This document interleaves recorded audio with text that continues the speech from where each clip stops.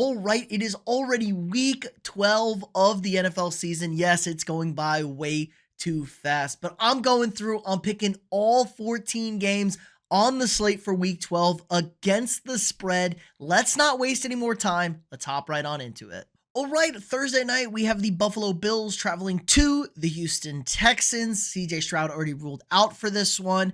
And this is kind of a weird matchup. We have an elite defense in Houston with the Buffalo Bills offense led by all-world quarterback Josh Allen, who's playing out of his mind right now. The problem is the Bills kind of struggle on offense. They don't have receivers out there that can create any sort of separation. Dalton Kincaid already ruled out. That's a big loss in the pass-catching game.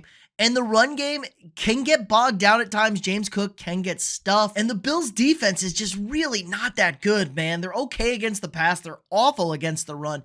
Houston offensively, though, dreadful. They really can't run the football. But they've kind of looked, okay with Davis Mills. They were really bad for about a half against Tennessee. Better in the second half. Did need a game-winning drive over there. 5.5 is a lot to be getting at home.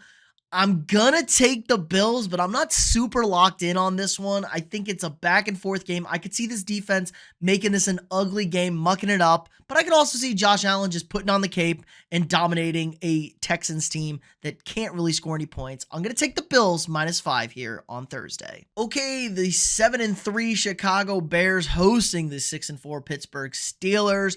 Aaron Rodgers questionable with a wrist injury, a broken left wrist, but he is the owner of the Chicago Bears, and the Bears are the worst 7-3 team I think we've ever had in the league. This team has been insanely lucky this year, miracle win after miracle win, and honestly, Caleb Williams has not been that good. He's not been accurate. He's been amazing, dazzling plays on the run, but still not super accurate throwing the football. The defense is bad besides the fact that they force a shit ton of turnovers, but you can run on them, you can throw on them. The horseshoe is up the Bears' ass, and the Steelers have also kind of had the horseshoe up their ass. This is a terrible defense unless they force 18 million turnovers and get after the quarterback. Offense kind of one-dimensional, and by one-dimensional, I mean it's just not good. I think 3.5 points is just a little too much for these two teams. I'm going to take the Steelers getting the points, but I think the Bears win this game. All right, the New England Patriots traveling to the Cincinnati Bengals. Bengals laying 8.5 points here at home against the Patriots. Patriots coming off a 10 days rest after playing last Thursday.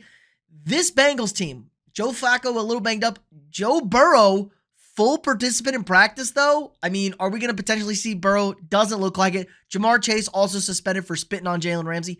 I can't really blame the guy. Nobody likes Jalen Ramsey out there. This Bengals defense is atrocious, though. They've given up 27 or more points in 9 straight games. That's an NFL record. And you look at this Patriots team, a very good record at 9-2. A flawed team still. They're elite against the run. You can throw on this team. So Chase being out is kind of a big loss because I think they would be able to move the football, Cincinnati.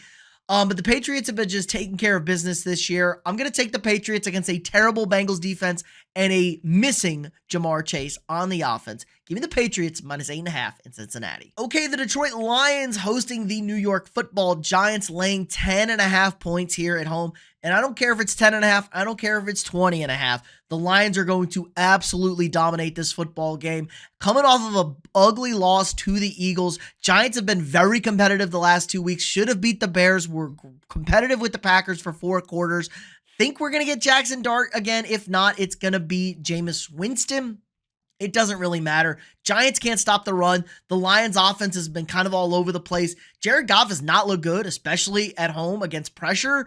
On the road against pressure, but he was bad in his home game against Minnesota as well. So I'm going to take the Lions here. I think they just pour it on at home. This is another 42-point performance. Everyone buying the Lions, and their defense has been really good the last few weeks. I just don't see how the Giants score to keep up with the Lions. Give me the Lions -10.5. Okay, we got a border battle. We got the Minnesota Vikings traveling to the Green Bay Packers, and these are two teams that are kind of feeling different about themselves. Packers in a good spot, but kind of not sold on the offense. Jordan Love and Josh Jacobs is going to be out for this game most likely. Defense has not really been living up to the hype after trading for Micah Parsons. The pass rush has been good. They've been getting gashed in the run game lately, and they don't cover people. Vikings, on the other hand, really good football team all around. They've had horrendous quarterback play this year, and that includes young quarterback J.J. McCarthy. Now, I don't know what kind of game we're going to get out of this Vikings team. They've been very close in a lot of these games. The only real blowout was that Chargers game. I think 6.5 is a big number here. Another thing to consider, JJ McCarthy is also 2-0 on the road against the division, and he had another fourth quarter comeback last week against the division in his third division game. So JJ McCarthy may just be good in division games, especially in the fourth quarter. That's going to keep this thing close as well. I think it's an ugly rock fighty type of game. Should be decent weather, relatively speaking, for Lambeau in this time of the year. I'm going to take the Vikings plus 6.5. I think the Packers win this game by inside of a score. Very peak Vikings loss. All right, the Tennessee Titans laying 12.5 points here at home against the Seattle Seahawks. Tennessee is the worst team in the NFL. This is the worst offense in the NFL. They can't really do anything. Now, Cam Ward did have the best drive of his career, last drive against Houston. Seattle, on the other hand, had a Sam Darnold game. Sam Darnold has been turning the ball over a lot this year, and he did it against a good team, and it sunk the Seahawks, and they still had a shot to win this game. We know Sam Darnold in big spots, but this Seahawks defense is ferocious. They are an elite unit. It actually improved my standing of the Seahawks. Darnold's going to see ghost in big games, but this is not a big game. We got an easy one here in Tennessee. I love the Seahawks to absolutely pound the Titans this weekend in Tennessee.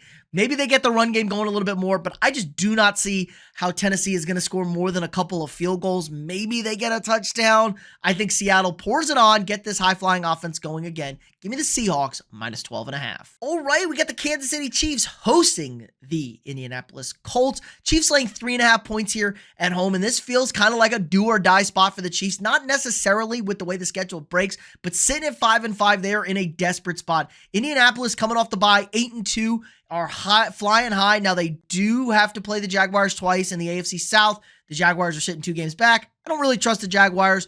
This Colts team, however, I do trust. The biggest concern for me is potentially the turnovers. They've had 2 games now where they've had 7, 8, 9 turnovers over the last 2 games. They've been way too sloppy with the football. You cannot do that against the Kansas City Chiefs team. And Mahomes played kind of bad out of the bye against the Broncos. This Colts defense is not the Broncos defense. Daniel Jones outside is a little scary, but this is an excellent running team. Great unit out there. Sauce Gardner, potentially a nice ad, getting more work in on the bye week. I think the Chiefs win this game, but 3.5 feels a little too big. They're 0-5 in one-score games this year. I think they get off the mat here, finally get a one-score win, but give me the Colts plus 3.5. I think the Chiefs win this game by a field goal and the Colts cover. All right, we got the New York Jets traveling to the Baltimore Ravens. Ravens laying 13.5 points against the Jets here. Jets did have 10 days off, and Tyrod Taylor will be the starting quarterback for the New York Football Jets over here. Baltimore coming off a sloppy game against Cleveland. Cleveland kind of does that to you, especially in the division. Lamar was not super sharp, but the Ravens are rolling. They've won 4 in a row. They got to keep pace with the Steelers to try and get into the playoffs, win this AFC North. Plus, they're also now in the wild card hunt at 5-5. Jets, they don't have Garrett Wilson. It's going to be the Breece Hall show. This defense is kind of out there. I think it's just going to be a tough spot for them. I think the Ravens bounce back in a big way at home. 13.5, a key number, under 2 touchdowns. Give me the Ravens minus 13.5. Here at home. All right, we got the Las Vegas Raiders hosting the Cleveland Browns, an ugly one. This is what you need to watch. If you love the good, you got to take the bad in this one. Shedeur Sanders making his first career start. I don't know if Shedeur Sanders is going to be any worse than he was last weekend. Probably going to be a little bit better, but still, I don't think we're going to see much. These are 2 totally different teams. They're both bad in their own ways, but Cleveland does have an elite defense. Doesn't really travel on the road well, and the Raiders do have some good playmakers. They do have Brock Bowers. If they ever run Ashton Genty, he might be good out there, and Max Crosby can wreak havoc. I think the Raiders win this game, but the rule is between bad teams, I think I'm just going to take the points with Cleveland here. Probably an ugly game, low scoring. Wouldn't be surprised Raiders get this win late, maybe a turnover forced by Max Crosby or a sack. I think Cleveland covers, but I like the Raiders to win in Week 12. All right, the Arizona Cardinals hosting the Jacksonville Jaguars, laying 2.5 points here at home. Jacoby Brissett, your all-time completions record holder for a single game with 47 comps last week, and that game was not very competitive. Jacksonville, huge win at home against the Chargers. Only 2.5 points here. Everything tells me to take the Jaguars. I can't trust the Jaguars.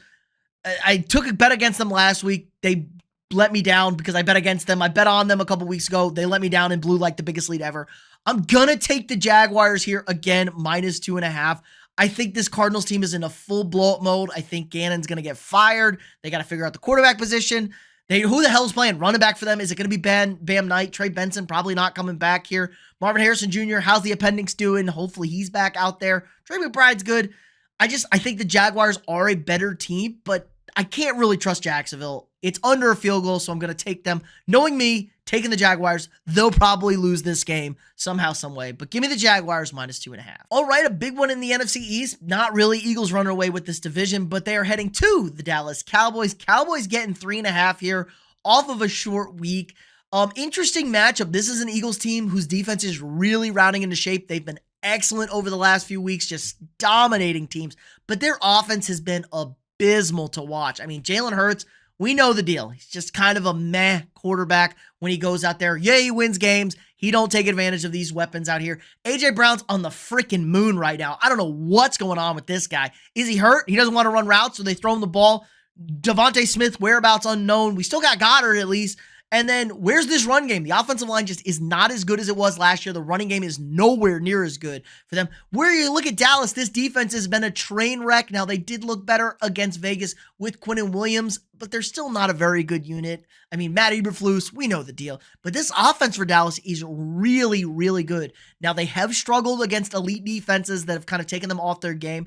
But Dallas at home, I think, is going to have a lot of juice. I think the Eagles win this game, but I'm taking the Cowboys to cover. I think this is a sweaty one. Maybe we make sure the Eagles win, get a couple of calls down here late over there. But I like the Cowboys getting 3.5 points here at home. I just don't know how the Eagles are going to be able to score points. If Dallas gets anything on offense, they're going to struggle still, Philadelphia. So give me the Cowboys +3.5, and the Eagles will win. All right, we have the New Orleans Saints hosting the Atlanta Falcons. Kirko Chainz back in the building. Michael Penix now having his third ACL surgery. Drake London also doubtful for this game, but they do still have Bijan Robinson, and it's going to be the Bijan show over here.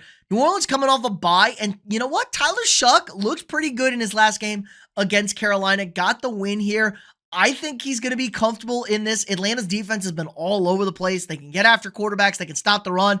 They can even stop the pass sometimes, but they can do none of those three things in a single game. Maybe the one game against Buffalo on that game is the only time they've done it this year.